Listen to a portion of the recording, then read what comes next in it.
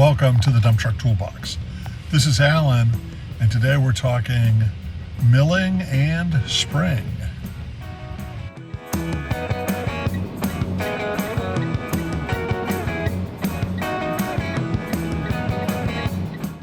So today, for the first time, for me at least, in several months, I'm out working with a milling crew.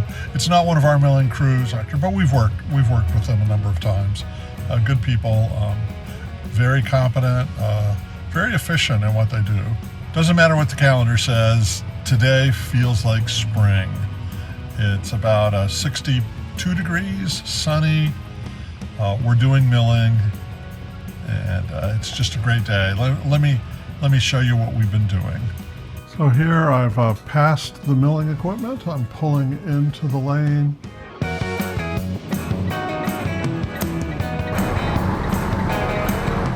You can see the smoke back there. That is from the milling machine, sort of getting ready to go. There goes another one of our trucks.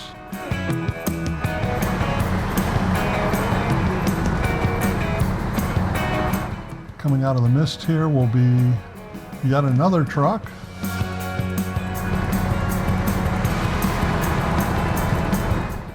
There's one of our quints, and I'm under the machine. They haven't started milling yet, so I get a quick sip of coffee. Checking some other stuff there.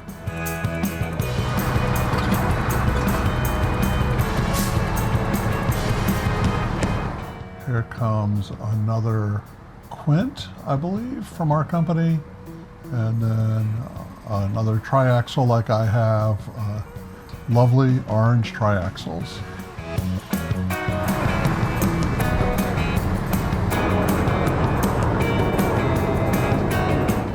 Okay, I just got the signal to roll back. I would apologize for the view here. However, this is very similar to the view that I have from the cab. One of the great difficulties in milling, for me at least, is figuring out what's going on behind the truck. So the operator is just barely visible right under the sun. There he goes. He's signaling me back, waving to say I've got a little more room.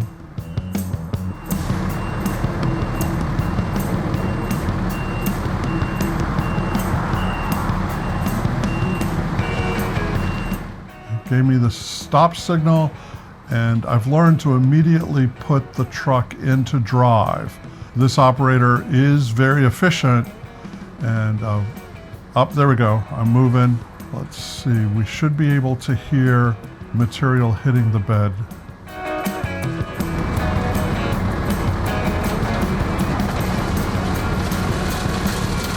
There it is, and you can see the smoke rising. It's not smoke, it's residue or whatever you want to call it from the milling. I've been under the machine for probably 4 minutes. There's a close-up. The operator is waving me off, telling me I'm done.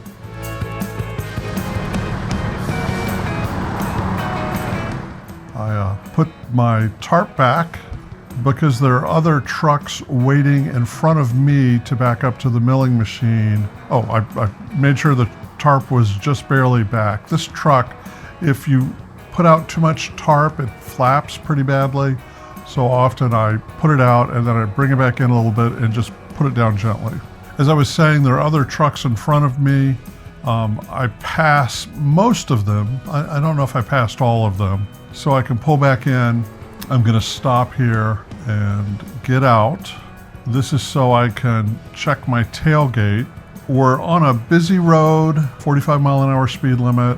Obviously, we're taking up one lane, and so I'm being really cautious here about getting out. I do not want to have unwanted contact with an SUV while I'm outside my truck.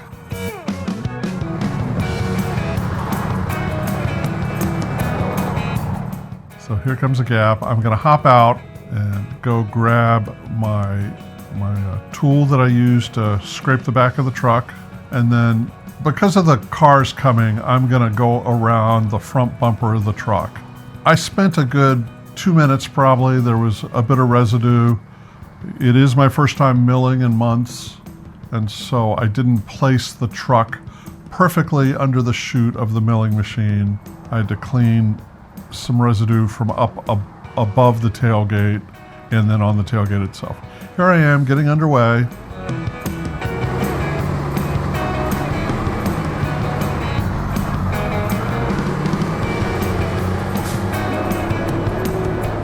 We ended up milling all of this road over the course of the week, going in this direction at least. We're speeding things up here, heading down the road.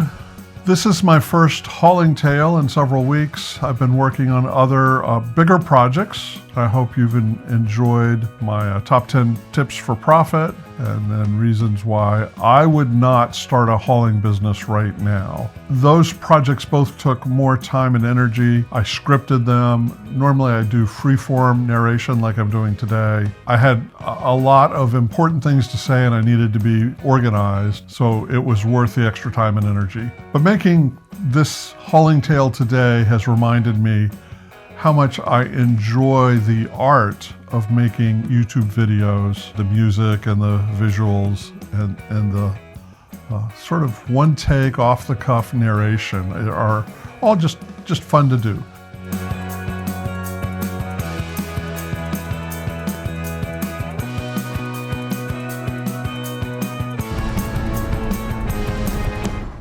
Okay, we're up Asphalt Mountain. There's a pile of dark asphalt millings that another truck has left. I like to pull in head first. I feel like it's safer. And then I do a 3 or 5 point turn at the top of the hill.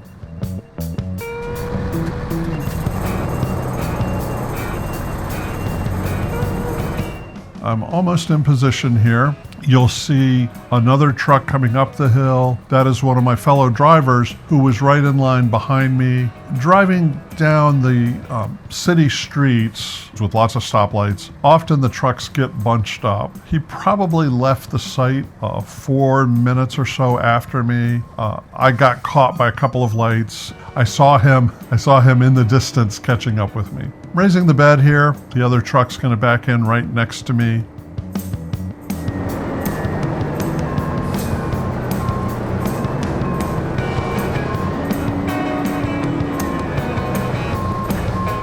There we go, the asphalt's come out.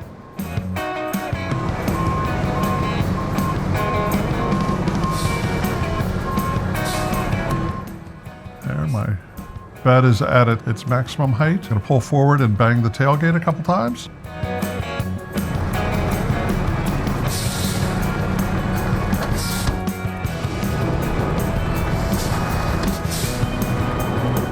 Two bangs, just to be sure. I gave it a third one, which wasn't very good.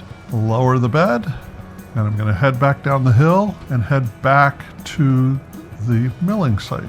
Speeding things up here. We have a lot of milling to do. I worked at this site 4 days last week. Milling and paving, usually you get into a route, a routine, and do mini runs. Because of the way this job was lined up, I headed out on the interstate to the site, and then I returned on surface streets, and I did that loop, I believe, 5 times. One of the things that happened about halfway through the week is we hired a couple of new drivers, and I was very pleased when my boss asked if I would train one of them. I've trained bus drivers before. I did that as part of my job as a safety manager for 3 years at a transit bus company, but this is the first time I've trained another dump truck driver. It sort of feels like I'm moving from an absolute rookie to maybe a journeyman driver. Here comes that other truck who is beside me. He gets in line in front of me. He'll be the next one to back to the milling machine. As always, if you found today's video useful or interesting, please like, subscribe, hit the notification button. Thanks again for joining me on the channel today. This is Alan, and I'll see you again soon on the Dump Truck Toolbox.